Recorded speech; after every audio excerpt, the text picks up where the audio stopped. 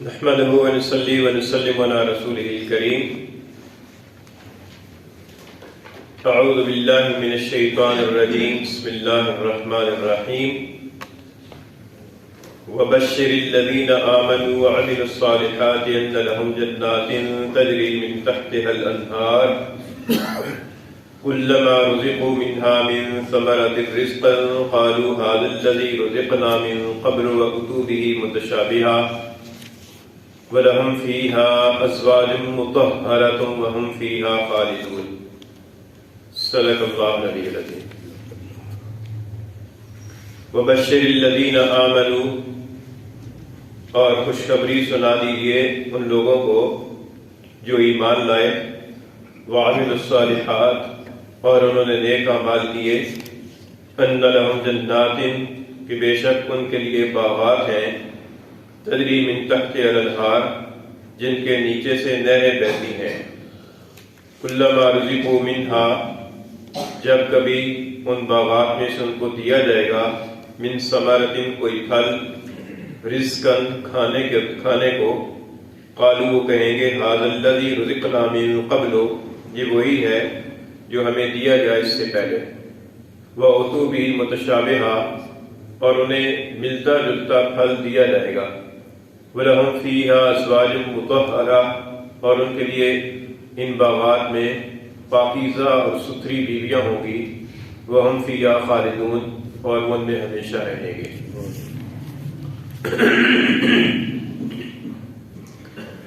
اس رکوع کی پہلی دو آیات کریمہ میں اللہ تعالیٰ نے توحید کا مسئلہ بیان فرمایا اور اپنی تخلیق کے بعض کرشموں کا ذکر فرمایا، اور اگلی دو آیات کریمہ میں جو کل کے درس میں گزری ہیں ان میں اللہ تعالیٰ نے عقیدہ رسالت کا ذکر فرمایا، اور حضور اقدس صلی اللہ علیہ وسلم کی رسالت کی پر جو سب سے بڑی دلیل بطور معجزہ کے ہے قرآن مجید، اس قرآن مجید کے بارے میں جو کافروں کو شک ہے اس شک کا ازالہ فرمایا.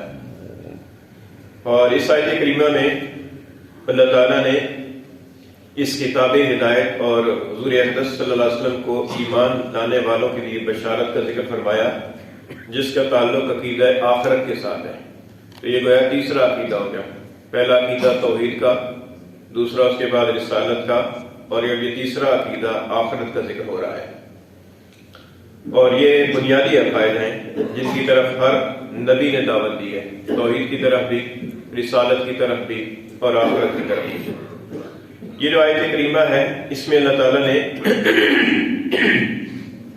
حضور اقدس صلی اللہ علیہ وسلم سے ارشاد فرمایا کہ آپ خوشخبری سنا دیجیے، آپ بشارت سنائیے ان لوگوں کو جو ایمان لائے اور انہوں نے نیک اعمال کیے. قرآن مجید کے اندر اکثر و بیشتر مقامات پر اللہ تعالیٰ نے ایمان اور اعمال صالحہ کی بنیاد پر جنت کی بشارت اور جنت کے انعام کا ذکر فرمایا ہے. اس سے یہ معلوم ہوتا ہے کہ عقیدے کے درجے میں آدمی کا مومن ہونا نجات کے لیے ضروری ہے، اور عمل کے درجے کے اندر انسان کے پاس اعمال صالحہ کا ذخیرہ ہونا ضروری ہے کہ انسان جو بھی عمل کرے وہ عمل صالح ہو. عمل صالح کے لیے ایک تو ضروری چیز یہ ہے کہ وہ ایمان کی حالت میں کیا جائے، اور دوسری ضروری چیز یہ ہے کہ وہ عمل صالح اس اخلاص کے ساتھ ہو، اللہ تعالیٰ کی رضا کے لیے ہو، اور تیسری ضروری چیز یہ ہے کہ وہ عمل صالح حضور اقدس صلی اللہ علیہ وسلم کے بتائے ہوئے طریقے اور شریعت کے طریقے کے مطابق ہو، اپنی مرضی کے مطابق نہ ہو. تو یہ تین باتیں دیکھ لی جائیں، اور ان تین باتوں کی بنیاد پر جو عمل وجود میں آئے گا وہ انشاءاللہ اللہ تعالیٰ کے حضور میں عمل صالح کہلائے گا. اور پھر اس عمل صالح کا اس کو محفوظ رکھنا بھی ضروری ہے، کوئی ایسا گناہ نہ کیا جائے کہ جس گناہ کی وجہ سے عمل صالح انسان کا ضائع ہو جائے، وہ بھی محفوظ رکھنا بھی ضروری ہے. تو یہ ایمان اور اعمال صالحہ کی بنیاد پر فرمایا کہ ان کو خوشخبری سنا دیجیے کہ ان کے لیے ایسے باغات ہیں کہ جن کے نیچے سے نہریں بہتی ہیں. جنات، یہ جنت کی جمع ہے، اور جنت کا لغوی معنی یہ ہے ایسا گھنا باغ کہ جس کے اندر اتنے گھنے درخت ہوں کہ سورج کی شعاعیں جو ہیں وہ زمین تک نہ پہنچ سکتی ہوں. ایسے گھنے درخت ہوں اور ایسے گھنے باغات ہوں. تو فرمایا کہ ان کے لیے ایسے باغات ہوں گے کہ جن کے نیچے سے نہریں بہتی ہوں گی.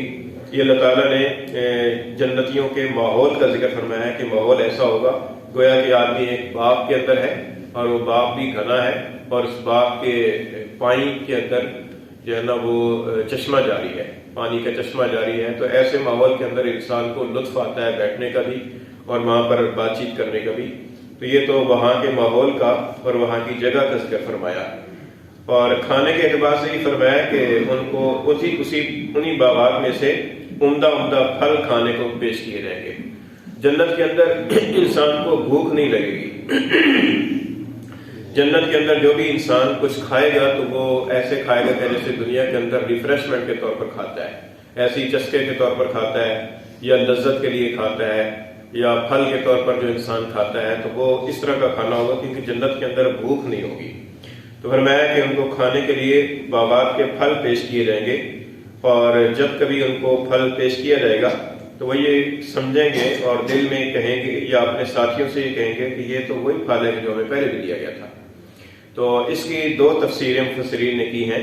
ایک یہ کہ جو جنت کے اندر جو ان کو پھل پیش کیا جائے گا تو وہ بظاہر دیکھنے میں ایسا ہی ہوگا کہ جیسے دنیا کے اندر پھل ہے، جیسے دنیا کا سیب ہے، جیسے دنیا کا انار ہے، جیسے دنیا کے اندر کیلا ہے، اسی طریقے کا وہاں بھی پھل ہوگا. تو شکل و صورت کو دیکھنے کے بعد وہ جنتی سمجھیں گے کہ یہ تو اسی طرح کا پھل ہے جیسے دنیا میں ہم کھاتے تھے.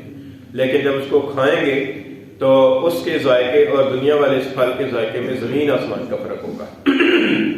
بہت زیادہ لذیذ اور عمدہ ہوگا. دنیا کے اندر بھی ہم دیکھتے ہیں کہ بعض اوقات ایک ہی پھل جو ہے نا وہ ایک کوالٹی کا کھائیں اور پھر اس سے بڑھیا کوالٹی کا اور اس سے بڑھیا کوالٹی کا اگر کھایا جائے تو ذائقے کے اندر بہت زیادہ فرق محسوس ہوتا ہے. اور یہ تو جنت اور کا پھل ہوگا، اس کی لذت کا وہیں پر جا کر پتہ چلے گا. اور دوسری تفسیر علماء نے یہ کی ہے کہ جنتیوں کو جنت کے اندر جو پھل پیش کیا جائے گا ایک مرتبہ دوبارہ پھر اسی طرح کا پھل پیش کیا جائے گا، اور وہ یہ سمجھیں گے کہ یہ وہی پھل ہے کہ جو تھوڑی دیر پہلے ہم نے کھایا ہے. لیکن جب دوبارہ اس کو کھائیں گے تو وہ لذت کے اندر اور زیادہ اچھا ہوگا بنسبت اس پھل کے. تو یہ فرمایا کہ کلما رزقوا منها من ثمرۃ، جب کبھی ان کو کوئی پھل کھانے کو دیا جائے گا تو وہ کہیں گے کہ ھذا الذی رزقنا من قبل، کہ یہ تو ہمیں پہلے بھی دیا گیا ہے. وَأُتُوا بِهِ مُتَشَابِهًا، اور اللہ تعالیٰ نے فرمایا کہ یہ صرف جنتیوں کا خیال ہی نہیں ہوگا بلکہ حقیقت میں بھی ان کو ملتا جلتا پھل دیا جائے گا، اور وہ ملتے جلتے کو دیکھ کر یہ سمجھیں گے کہ اسی طرح کا ہے لیکن ذائقے کے اندر اس سے کہیں بڑھ کر ہوگا. یہ تو کھانے پینے کا ذکر ہو گیا. اس کے بعد اگلی آیت کریمہ کے اندر انسان کی جنسی جو تقاضا ہے یا جنسی خواہش ہے اس کے بارے میں ارشاد فرمایا کہ وَلَهُمْ فِيهَا أَزْوَاجٌ مُطَهَّرَةٌ، کہ ان باغات کے اندر جنتیوں کو پاکیزہ اور ستھری بیویاں دی جائیں گی.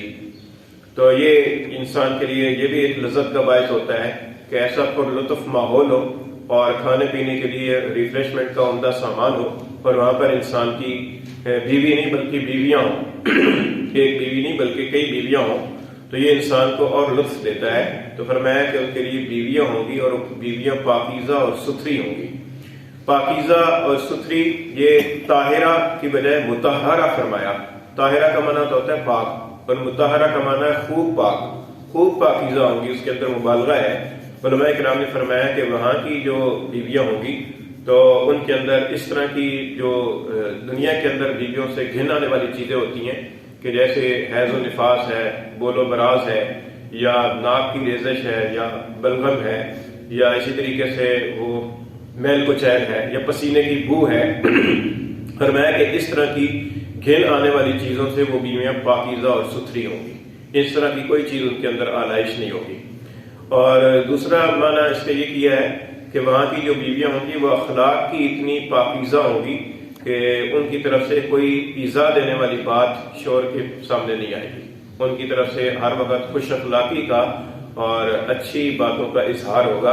اخلاق ان کے اتنے پاکیزہ ہوں گے کہ ان کے پاس رہنے سے انسان کو ذہنی کوفت نہیں ہوگی بلکہ ذہنی طور پر بھی پر لطف اور سکون ہوگا. تو یہ فرمایا کہ ان کے لیے پاکیزہ بیویاں ہوں گی. اور اس کے بعد پھر اگلی ایک عظیم نعمت کا ذکر فرمایا اور وہ یہ کہ وَهُمْ فِيهَا خَالِدُونَ، وہ اس میں ہمیشہ رہیں گے. دنیا کے اندر انسان کسی پکنک کی پر جاتا ہے اور وہاں پر کچھ دیر کے لیے گھنٹہ 2 گھنٹے کے لیے وہ لطف اٹھاتا ہے، لیکن پھر اسے وہاں سے اٹھنا پڑتا ہے، وہاں سے پھر اپنی دنیا کی جو کام ہے ذمہ داریوں کے اندر پھر آنا پڑتا ہے. تو وہ انسان کے ذہن کے اندر ہوتا ہے کہ بس یہ عارضی ہے. اور دنیا کے اندر بھی انسان چاہے کتنا عالیشان اپنا محل بنوا لے اور اچھی اچھی نعمتیں اور اچھے اچھے سامان اکٹھے کر لے، لیکن پھر بالآخر وہ یہیں پر رہ جائے گی. تو اللہ تعالیٰ فرماتے ہیں کہ جنت کے اندر جانے کے بعد پھر جنتی ہمیشہ کے لیے جنت میں رہیں گے، پھر انہیں وہاں سے کہیں اور نہیں جانا ہوگا اور نہ ہی وہ نعمتیں اور وہ لذتیں ان سے واپس لی جائیں گی. تو یہ ایک ایسا امتیازی اور انفرادی خصوصیت ہوگی کہ جس کا دنیا کے اندر بڑے سے بڑا بادشاہ بھی تصور نہیں کر سکتا. تو یہ بڑی نعمت ہوگی. بعض علماء نے لکھا ہے کہ آیت کریمہ میں 4 چیزوں کا ذکر ہے. ایک ہے اللہ تعالیٰ کی طرف سے بشارت دینے والے، اور وہ ہیں حضور نبی کریم صلی اللہ علیہ وسلم. اور دوسرے وہ لوگ ہیں کہ جن کو بشارت دی گئی ہے، اور وہ ہیں اہل ایمان اور اعمال صالحہ کرنے والے. اور تیسری وہ چیز کہ جس کے ذریعے سے بشارت دی گئی ہے، جس کی بشارت دی گئی ہے، اور وہ جنت اور اس کی نعمتیں ہیں. اور چوتھی وہ چیز کہ جس کی بنیاد پر یہ بشارت دی گئی ہے اور جس کی وجہ سے یہ نعمتیں ملیں گی، اور وہ ہے ایمان اور اعمال صالحہ. ہمارے اختیار میں اور ہمارے کرنے کا کام صرف یہ ہے کہ ہم ایمان کے اندر اپنی ترقی اور اضافہ کریں اور اعمال صالحہ کے اندر ہم اضافہ کریں. پھر اللہ تعالیٰ کی فضل و رحمت سے ایک امید رکھیں کہ اللہ تعالیٰ یہ نعمتیں نصیب فرمائیں گے. فرمایا کہ وبشر الذین آمنوا، اور خوشخبری سنا دیجیے ان لوگوں کو جو ایمان لائے، وعملوا الصالحات، اور انہوں نے نیک اعمال کیے، ان لہم جنات، کہ بے شک ان کے لیے باغات ہوں گے، تجری من تحتها الانہار، جن کے نیچے سے نہریں بہتی ہوں گی. کلما رزقوا منها من ثمرۃ، جب کبھی ان کو ان باغات میں سے کوئی پھل دیا جائے گا، رزق کے طور پر، قالوا وہ کہیں گے ھذا الذی رزقنا، یہ تو وہی ہے کہ جو ہمیں دیا گیا، من قبل، اس سے پہلے، واتوا به متشابہا، اور ان کو حقیقت میں بھی ملتا جلتا پھل دیا جائے گا. وَلَهُمْ فِيهَا أَزْوَاجٌ مُطَهَّرَةٌ، اور ان کے لیے ان باغات میں پاکیزہ اور ستھری بیویاں ہوں گی. وَهُمْ فِيهَا خَالِدُونَ، اور وہ اس میں ہمیشہ رہیں گے.